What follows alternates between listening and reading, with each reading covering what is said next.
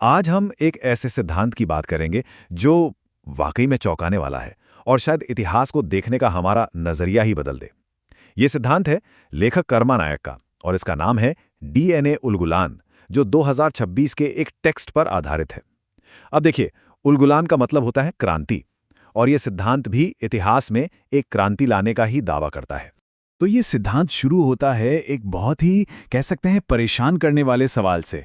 जरा सोचिए, क्या हो अगर इतिहास का एक ऐसा किरदार जिसे हम सब जानते हैं, असल में वो एक नहीं बल्कि दो अलग अलग लोग हों। मतलब एक ऐसी गलतफहमी जो शायद पूरी की पूरी सभ्यता के लेवल पे हुई हो। तो ये जो डीएनए उलगुलान थ्योरी है, इसका दावा ये है कि जिन्हें हम कृष्ण के रूप में जानते हैं वो असल में एक नहीं बल्कि दो एकदम अलग, एक दूसरे के बिल्कुल उलट किरदारों का एक मिश्रण है। एक तरफ हीरो है और दूसरी तरफ कुछ और ही है। अब यहाँ पर जो विरोधाभास है वो एकदम साफ नजर आता है। देखिए, एक तरफ है कृष्ण, गोवर्धनधारी, जो प्रकृति को, लोगों को बचाने के लिए पूरा का पूरा पहाड़ उठा लेते हैं। और दूसरी तरफ है वही कृष्ण जो खांडव वन को अर्जुन के साथ मिलकर उसमें रहने वाले सभी जीवों के साथ जला डालते हैं। तो सवाल ये उठता है कि एक ही इंसान रक्षक और विनाशक दोनों कैसे हो सकता है? अच्छा, अब ये थ्योरी सिर्फ हवा में बातें नहीं करती, इसके पीछे एक ऐतिहासिक सबूत देने की कोशिश की गई है। बात हो रही है प्राचीन यूनानी इतिहासकार मेगास्थनीज की, जिन्होंने अपनी किताब इंडिका में लिखा था कि मथुरा में ग्रीक हीरो हेराक्लीज की पूजा होती थी। तो इस सिद्धांत के मुताबिक यही हेराक्लीज रक्षक कृष्ण का असली या कह ले कि मूल स्वरूप थे। पर यह कहानी सिर्फ दो अलग अलग किरदारों पर खत्म नहीं होती। असल में ये थियरी एक बहुत बड़े छुपे हुए टकराव की तरफ इशारा करती है। एक ऐसा संघर्ष जिसमें ये दोनों कृष्ण सिर्फ मोहरे थे। और इस पूरे खेल के बीच में है एक रहस्यमयी ग्रुप जिसे सोर्स में द सिंडिकेट कहा गया है। अब ये सिंडिकेट क्या है? ये एक ऐसी ताकत है जो पर्दे के पीछे से काम करती है, और इसका तरीका है किसी भी समाज को कंट्रोल करने के लिए उनके ही हीरो को, उनके ही नायक को अपने मकसद के लिए इस्तेमाल करना, उसे भ्रष्ट कर देना। तो इस थियरी के हिसाब से कहानी कुछ ऐसी है। एक थे असली हीरो रक्षक कृष्ण और दूसरा था एक एजेंट जिसे सिंडिकेट ने तैयार किया था, वो थे विनाशक कृष्ण। इस थ्योरी का जो सबसे बड़ा और मूल आरोप है वो इस एक लाइन में छिपा है, ये कि सिंडिकेट ने हीरो की छवि चुरा ली और उसके चरित्र को बदल दिया। मतलब ये एक तरह की ऐतिहासिक पहचान की चोरी थी, और ये कोई छोटा मोटा हेरफेर नहीं था। सोर्स इसे इतिहास की सबसे बड़ी बौद्धिक डकैती कहता है, एक ऐसा धोखा जिसका असर पीढ़ियों तक रहा। देखिए, यह बात ये नहीं हो रही है कि कोई कहानी वक्त के साथ बदल गई। नहीं, लेखक का दावा यह है कि ये एक पूरी तरह से सोची समझी साजिश थी, एक प्लानिंग थी जिसके तहत एक हीरो की पूरी विरासत को चुरा लिया गया और उसे एक विनाशक का चोला पहना दिया गया। इस थ्योरी के मुताबिक सिंडिकेट ने ये काम एक 4 स्टेप के फॉर्मूले से किया। पहला, अपने टारगेट समाज के सबसे प्यारे हीरो को पहचानो।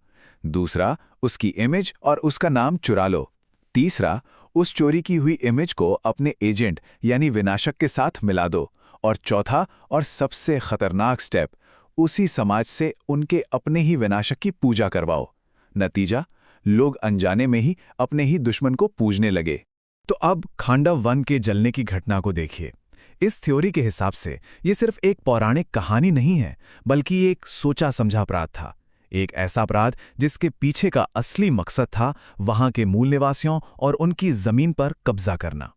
और कमाल की बात यह है कि ये थ्योरी खांडव दहन जैसी सदियों पुरानी घटना को आज के मॉडर्न शब्दों जैसे इकोसाइड यानी पर्यावरण का विनाश और जेनोसाइड यानी नरसंहार से जोड़ती है। मतलब इसे एक कहानी की तरह नहीं बल्कि वहां के मूल निवासियों के खिलाफ एक ऑर्गेनाइज्ड क्राइम के तौर पर पेश किया जाता है। तो ये पूरा टकराव सिर्फ कुछ लोगों के बीच का नहीं था। असल में ये दो अलग अलग विचारधाराओं, दो अलग अलग माइंडसेट की लड़ाई थी। एक तरफ थी रक्षक सोच और दूसरी तरफ भक्षक सोच। मरी थ्योरी कहती है कि पूरा का पूरा इंसानी इतिहास इन्हीं दो सोचों के बीच की एक जंग है।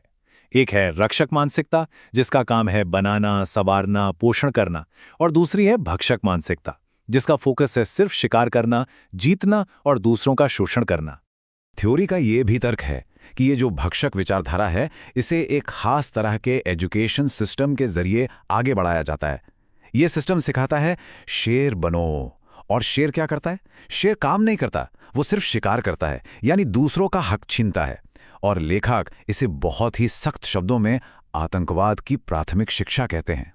अब ये मत सोचिएगा कि ये लड़ाई सिर्फ पुराने जमाने की बात है। नहीं, सोर्स का दावा है कि इस सिंडिकेट के मोहरे आज भी हमारे समय में भी मौजूद हैं।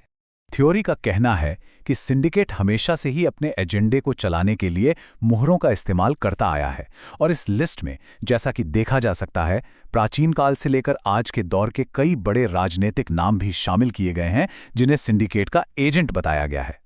और आखिर में ये सोर्स एक तरह के विजय उद्घोष के साथ खत्म होता है।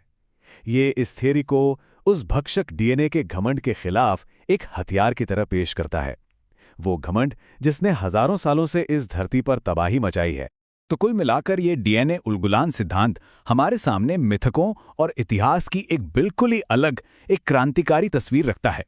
अब कोई इस बात से सहमत हो या ना हो, ये एक बहुत बड़ा सवाल जरूर खड़ा करता है कि जब हम अपनी सबसे बुनियादी कहानियों पर सवाल उठाते हैं, तो ये हमारे अतीत, हमारे आज और हमारे आने वाले कल को देखने के नजरिए को किस हद तक बदल सकता है।